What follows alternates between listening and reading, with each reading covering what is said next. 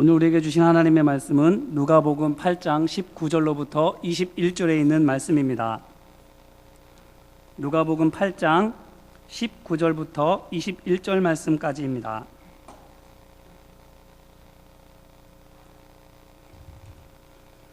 누가복음 8장 19절로부터 21절 말씀 같이 한 목소리로 같이 읽겠습니다.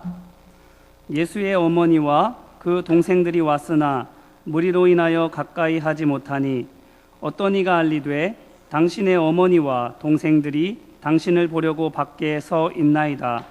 예수께서 대답하여 이르시되 내 어머니와 내 동생들은 곧 하나님의 말씀을 듣고 행하는 이 사람들이라 하시니라. 아멘. 특별히 우리는 수요일마다 누가복음의 말씀을 가지고 은혜를 나누고 있습니다. 누가복음 8장에 있는 말씀들은 믿음의 사람들이 어떻게 구별된 믿음의 삶을 살아야 하는지에 대해서 예수님께서 제자들에게 가르쳐 주시는 말씀입니다. 4절로부터 15절 말씀을 보게 되면 네 가지 땅에 떨어진 씨의 비유를 통해서 좋은 땅에서만이 씨가 결실할 수 있음을 말씀해 주십니다. 그렇기 때문에 제자들로 하여금 좋은 땅이 되라 이렇게 말씀하여 주시지요. 좋은 땅이라 하면 어떠한 땅입니까? 그것을 가리켜서 곧 착하고 좋은 마음이라 주님께서 말씀하여 주십니다. 그러면 좋은 땅, 곧 착하고 좋은 마음은 어떻게 해야 될 수 있을까요? 이에 관해서 예수님께서는 그 뒤에 나오는 16절에서 18절 말씀을 통해서 말씀해 주고 계십니다. 등불의 예를 들어서 설명해 주고 계시는데 무엇을 어떻게 들을지를 주의하라 이렇게 말씀하고 계시지요.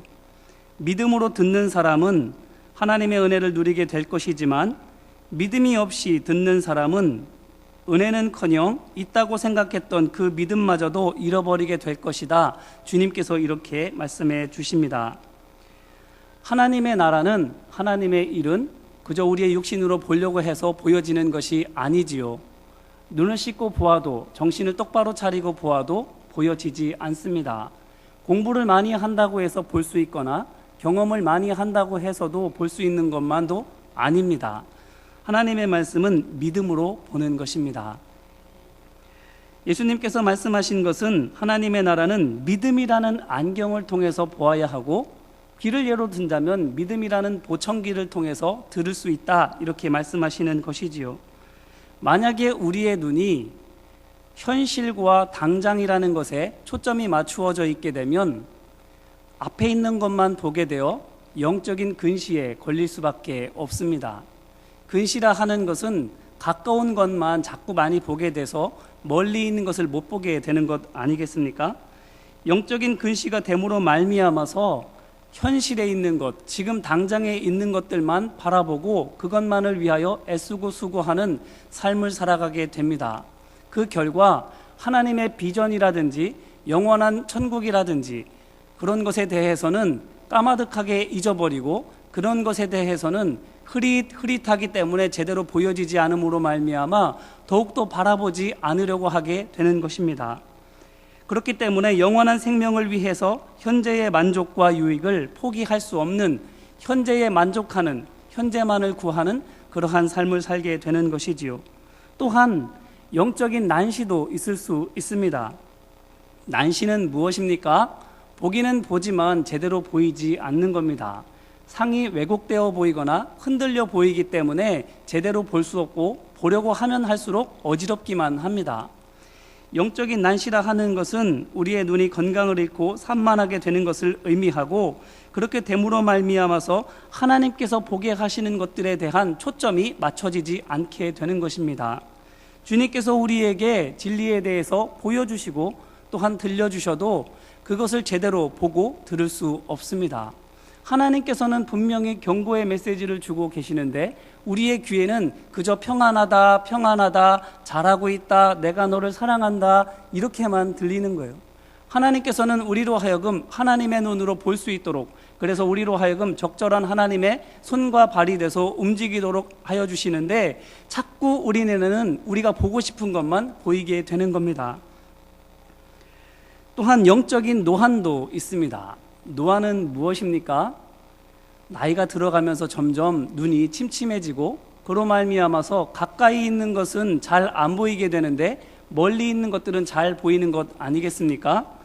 눈의 생명력이 이뤄져 가면 갈수록 노안이 걸리게 됩니다. 마찬가지로 우리의 심령 가운데에도 하나님의 양식으로 생명력을 공급받지 못하면 나이와는 상관없이 영적인 노안에 걸릴 수 있게 되는 겁니다. 그렇게 되면 어떻게 됩니까? 멀리 있는 것은 보입니다. 가까이 있는 것은 안 보여요. 이것이 우리 삶 가운데 어떻게 이해가 될 수 있겠습니까? 저 천국이라든지 하늘나라의 소망과 상급에 대해서는 안목이 생깁니다. 그것이 귀한 줄은 알아요. 그렇기 때문에 예배도 하고 봉사도 하고 이런저런 경건의 생활들도 나름대로 하기는 합니다. 하지만 지금 당장 이 순간에 하나님께서 내게 말씀하시는 것이 무엇인지에 대해서는 민감하게 반응하지 못합니다. 가령 예를 들면 예배가 소중한 것을 알아요. 그렇기 때문에 예배에 나오기 위해서 일찌감치 준비를 하고 서둘러서 길을 채비합니다. 하지만 예배에 오는 것이 귀중하기 때문에 열심히 채비하고 예배에 늦지 않기 위해서 발걸음을 재촉하면서 나아오지만 그 오는 길 가운데에 하나님께서 보게 하시는 것, 또한 하나님께서 하게 하시는 것들에 대해서는 보지 못하고 듣지 못하게 되는 것입니다. 언젠가 한 번은 예배당에 오고 있는데 하나님께서 마음속에 길가에 폐지를 줍는 할머니에 대한 긍휼한 마음을 품게 하신 적이 있습니다. 바삐 가도 예배 시간에 촉박하게 가게 될 텐데 하나님 오늘 설교도 해야 되는데 어떻게 하면 좋을까요? 물었더니 하나님께서 지금 바로 이것부터 먼저 하라 이렇게 강력하게 말씀하시는 거였어요. 그래서 예배에 빨리 가야 한다는 그러한 것들도 내려놓고 도와주기 시작했습니다. 그래서 그 예배가 더욱더 풍성해지고 제가 전했던 설교가 더욱 은혜가 충만해졌고 뭐 그런 것도 아니었습니다. 하지만 분명히 제 안에 달라진 것이 있다면 하나님께서 하신 말씀에 대해서 순종하였더니 제 마음이 한결 편해지고 부드러워지고 감사가 넘치는 아름다운 눈으로 바뀌어졌다라는 것에 대한 분명한 인식이 생겼다라는 겁니다. 우리가 하나님의 나라에 대해서 또한 받을 상급에 대해서 바라봄이 있습니다. 하지만 지금 당장 하나님께서 내 삶 가운데에서 하시는 말씀에 대한 감각이 없다면, 그것에 대한 귀 기울임이 없다고 한다면 영적인 노안에 걸린 것이라 할 수 있겠습니다. 그렇기 때문에 예수님께서는 하나님의 말씀을 믿음의 눈으로 보고 믿음의 귀로 들을 것에 대해서 권면하고 계십니다. 그래야만 하나님의 나라가, 하나님의 말씀이 하나님의 나라로, 하나님의 말씀으로 경험될 것이기 때문입니다. 그러면 이 믿음의 눈, 믿음의 귀를 지키기 위해서 우리는 무엇을 어떻게 해야 할까요? 촬영 기사는 카메라를 매우 소중히 여깁니다. 틈만 나면 닦고요. 쓰지 않을 때에는 잘 닦아서 소중한 케이스에다가 잘 담아 놓습니다. 가수들은 아무 곳에서나 소리를 꽥꽥 지르면서 노래 부르지 않습니다. 그의 목을 그 무엇보다도 소중히 여기지요. 그 목을 지키기 위해서는 먹고 싶은 음식이 있다 할지라도 참습니다. 연주가들은 자신의 악기를 생명처럼 소중히 여깁니다.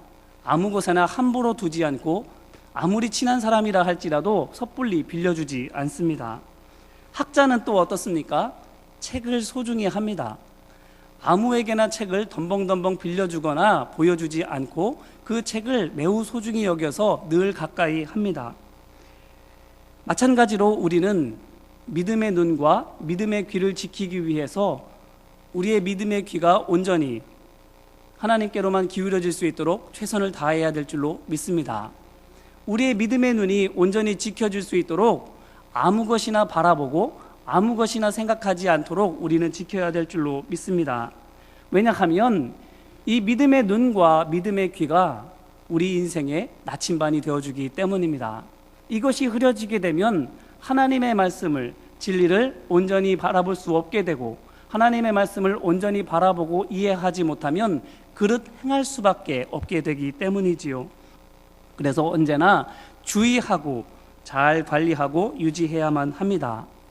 여기까지가 바로 들음에 관한 말씀입니다. 열매는 마음과 관계 있고 마음은 믿음과 관계 있다는 것이지요. 그런데 오늘 우리가 읽은 그 다음의 말씀에서는 이것이 실제로 일어나는 상황에 대해서 보여주고 있습니다. 오늘 본문의 내용이 어떻습니까? 예수님을 어머니와 동생들이 찾아왔습니다. 하지만 몰려있는 수많은 인파로 인해서 안으로 들어가 만날 수가 없습니다. 그렇기 때문에 사람들이 밖에서 안으로, 뒤에서 앞으로 전달하면서 어머니와 동생들이 왔다고 예수님께 알려주는 거예요. 그래서 예수님께서도 이 이야기를 들으셨습니다. 그런데 예수님께서 뭐라고 말씀을 하시냐면 21절 말씀에 보면 내 어머니와 내 동생들은 곧 하나님의 말씀을 듣고 행하는 이 사람들이라 이렇게 말씀하여 주십니다. 자신의 가족은 밖에 와 서 있는 어머니나 형제들이 아니라 지금 예수님의 말씀을 듣고 행하고 있는 이 사람들이 바로 내 가족이다 이렇게 말씀해 주고 계시는 것입니다. 오늘 본문 말씀은 마가복음 3장 31절부터 35절 말씀에서도 평행 본문입니다. 그 말씀을 통해서는 뭐라고 말씀을 하시느냐면 보다 더 적나라하게 그들을 가리키면서 예수님의 어머니와 형제들을 가리키면서 또한 예수님을 둘러싸고 있는 수많은 사람들을 가리키면서 내 어머니와 형제들은 이들이 아니라 바로 여러분이다. 하나님의 말씀을 듣고 지키는 이들이 내 어머니요 형제요 가족이다 이렇게 말씀하여 주십니다.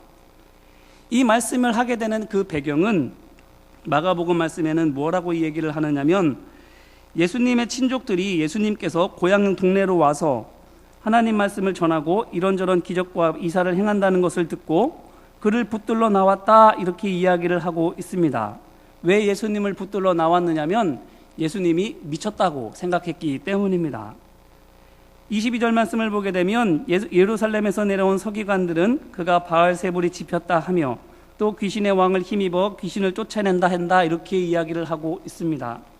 이런저런 사람들의 이야기로 말미암아서 예수님이 미쳤고 귀신 들렸다고 생각했기 때문에 예수님의 친족들이 예수님을 붙잡으러 왔고 그 뒤에 그들이 돌아간 뒤에 예수님의 어머니와 형제들도 예수님께로 찾아온 것이지요. 요한복음 7장 1절로부터 5절 말씀을 보게 되면 예수님의 형제들도 예수님을 믿지 않았다 이렇게 이야기를 합니다. 그렇기 때문에 예수님의 어머니와 형제들은 예수님 자신은 그분이 하고 계시는 그 사역에 대해서 거룩한 하나님의 일이요 많은 사람들을 위한 유익한 일이라고 생각을 하셨지만 가족들은 전혀 다르게 생각하고 있었던 겁니다. 가족망신시키는 미친 짓이라고 생각했던 것이지요. 그렇기 때문에 친척들이 잡으러 왔다가 그냥 돌아갔고 뒤를 이어서 부모 형제도 찾아온 것입니다. 무엇하러 왔겠습니까?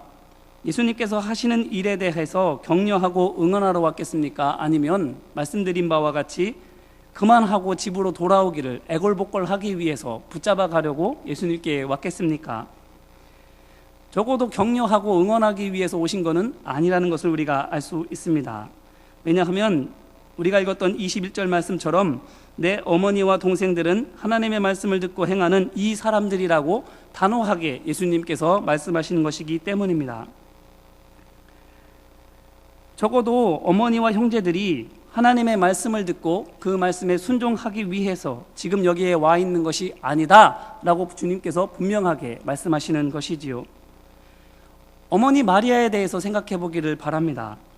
어머니 마리아는 예수님에 대해서 가장 가깝고도 가장 잘 알고 있는 유일한 사람일 수 있습니다. 왜냐하면 천사로부터 예수님을 수태하고 그 수태하는 것의 의미에 대해서 들었던 당사자이기도 하고 그 예수님을 성령으로 잉태했던 장본인이기도 합니다.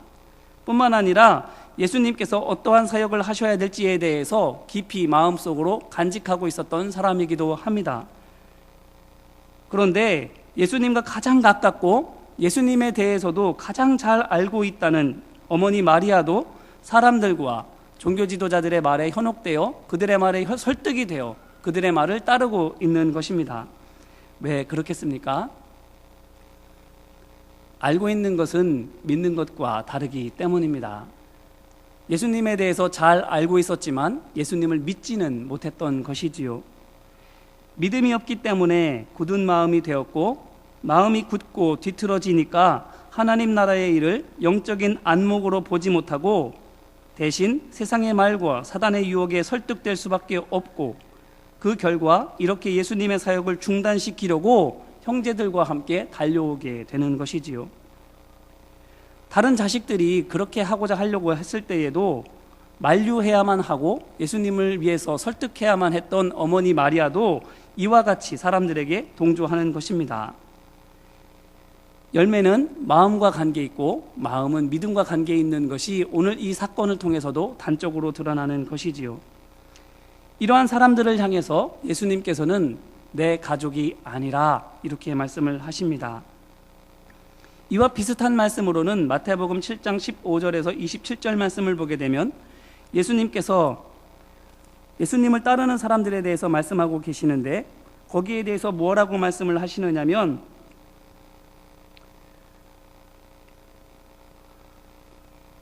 나는 너희를 도무지 알지 못한다 하는 말씀입니다. 나더러 주여 주여 하는 자마다 천국에 들어갈 것이 아니요 다만 하늘에 계신 내 아버지의 뜻대로 행하는 자라야 들어가리라.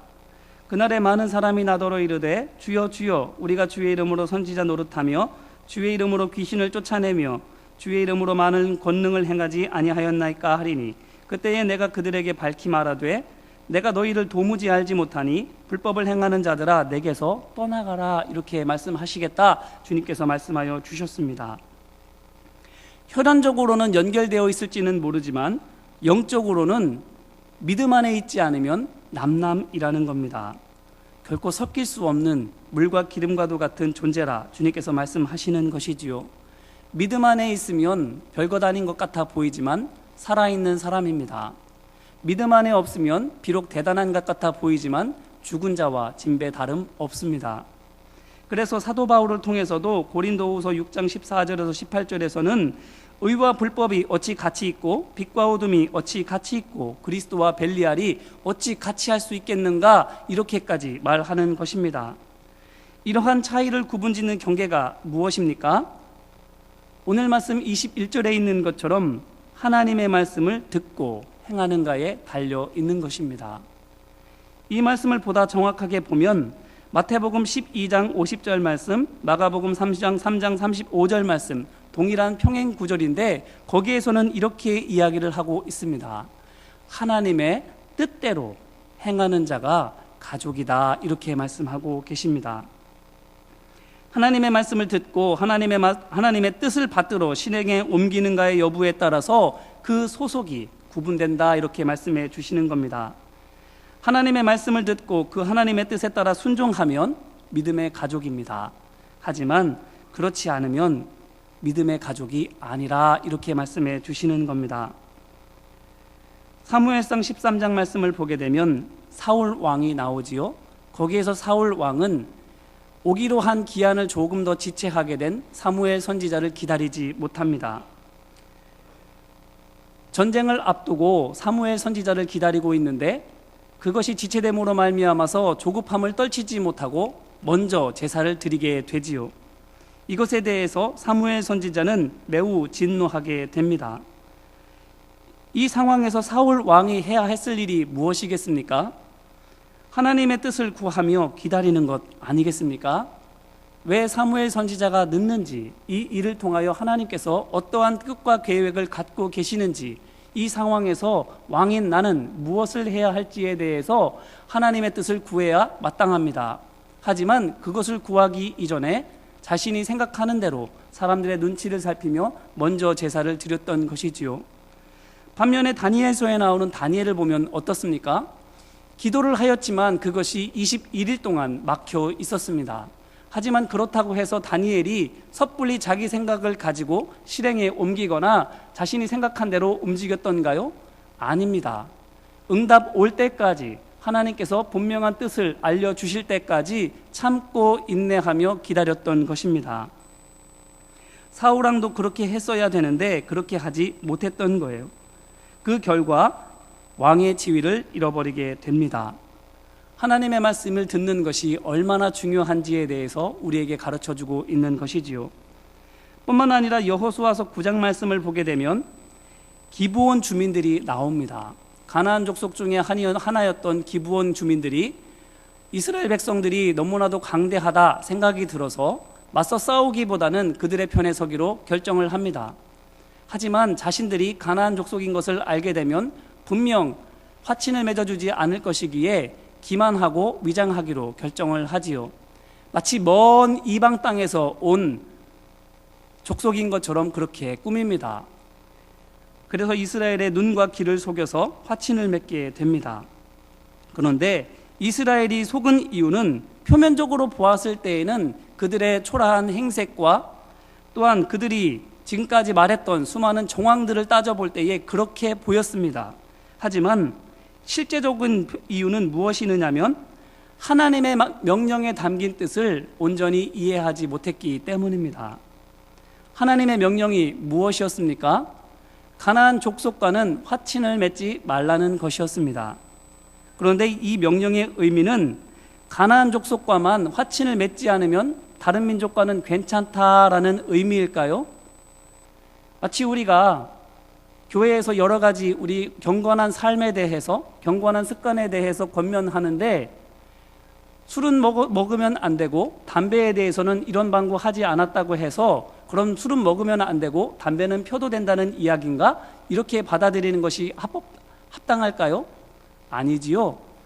하나님께서 가나안 족속과 화친하지 말아라 하는 말씀 가운데에는 우상 숭배를 멀리하라는 더 깊은 뜻이 담겨 있습니다.